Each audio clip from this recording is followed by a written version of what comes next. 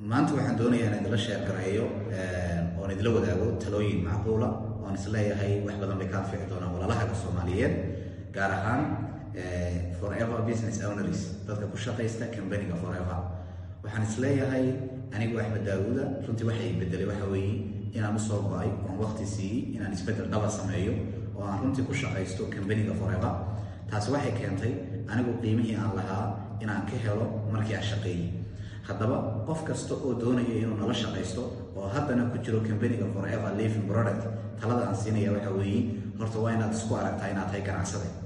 marka koobaad ee aad shirkadda ku soo biirtay ee aad xubin ka noqotay company-ga caalamiga ee Forever, waxaad tahay xubin ka mid ah shirkadda Forever, isla markaana waxaad tahay ganacsade ku shaqeysta adeegga shirkaddu ay soo saarto.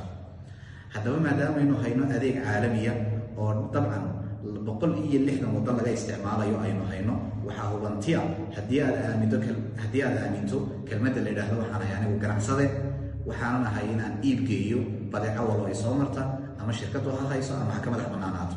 waxaa hubaala inaan waqti siin doono, waxaa hubaala inaan qorshe yeelan doono, waxaa hubaala inaan online marketing strategy aan qaadan doono, waxaa hubaala inaan ku shaqayn doono tooliska ay iga baahan tahay suuq geynta wixii aan hayay. haddaba qof kastoo ganacsiga igula soo biira, haddii aad doonayso isbedel dhaba inaad ka samayso ganacsigan, waxaa hubaala oo aan kaa doonaya inaad raacdo tallaabooyinka. marka koobaad, aamin inaad tahay qof ganacsada oo ku shaqaysta hab online iyo hab offline labadaba. ogow adduunkan casriga waa laga soo gudbay adduunyadii hore qadiimiga ahayd qasab ay ahaan jirtay qofku markuu ganacsi bilaabayo inuu dukaan furto ama meherad uu furo, kadibna uu timekiisa oo dhan ku dhex bixiyo meherad inuu ka soo jeedo. aamin oo ogow maanta in la joogo dunia casriya oo internetka lagu baacmushtareeyo, isla markaana website caalamiya la furan karo, isla markaana page caalamiya la abuuran karo, isla markaana channel waaweyn oo YouTube la samaysan karo, isla markaana ummadii aad u baahnaydba ay dhammaantood ku jiraan internetka gudihiisa. dhammaantood waxay ka baadhaan waa baahiyaha ay qabaan ee asaasiyaadka. hadday noqonayso baahi caafimaad, hadday noqonayso baahi quruxda, hadday noqonayso baahi lifestyle-ka iyo noloshooda iyo qaab nololeedka jidhkooda, hadday noqonayso baahi kastoo qofku qabo, maanta wuxuu ka eegaa oo uu runtii ka baadhaya waa internetka. haddaad tahay qof ganacsada oo soo jeeda oo weliba ku jira suuqyadan caalamiga casriga sida Forever Living Product Company, waxaa hubanti ah inaad tahay qof ganacsado caalamiya oo aan ahayn local. haddii aad maanta ku sugan tahay magaaladaadii yarayd ama tuuladii aad ka soo jeeday, waxaa la yidhaahdaan adigu iska bilow alaabta, oo mar kastoo adigu alaabta iska bilowdood isticmaasho kalsooni baad heli. markaad kalsoonidii abuurto, sharingkii baa kuu fudaanaya inaad ummadii kale la wadaagto ganacsigii kusoo gaadhay.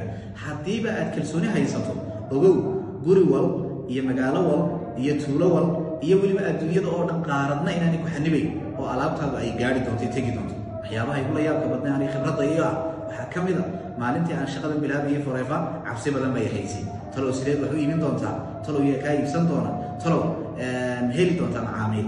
laakiin waxay igula yaab badnayd maalintii anigoo Hargeysa dhex jooga, weli gurigayga aan ka bixin, page-kaygii inta la soo raacay Maraykan alaab layga soo dalbaday. hablihii Soomaaliyeed ee Maraykan joogay baa adeeg iga soo dalbaday. adeeggii baan gacanta ku dhigay, kadibna sharaxaadii iyo fahansiin fara badan waqti baan ku bixiyey si ay u fahmi lahaayeen quality-ga alaabtan. waan kala fognahay, masaafo dheer baan dadka isku jirnaa, lacag badan bay ii soo dirsanayeen, weliba isma garanayno. maalintii ay aamineen ee lacagtii ay ii soo dirsadeen ee ana adeeggii u diray ee alaabtii ay gaadhay, maalintaasaan bariga ka qaaday gaadhigayga. waxaan go'aansaday in ganacsigaygu magaalo walba aan geyn karo anigoo ku gaadhsiinaya habka internetka ee online-ka. marka adigana waxaa hubantiya haddii aad u soo jeedsato online-ka oo aad adeegsato meheradahaaga caalamiga ee internetka dhexdiisa, inaad guri walba wax ka iibin karto, qof walbana alaabtaada ay gaadhi karto. ballanteedu waxaa weeye aamin inaad tahay ganacsade.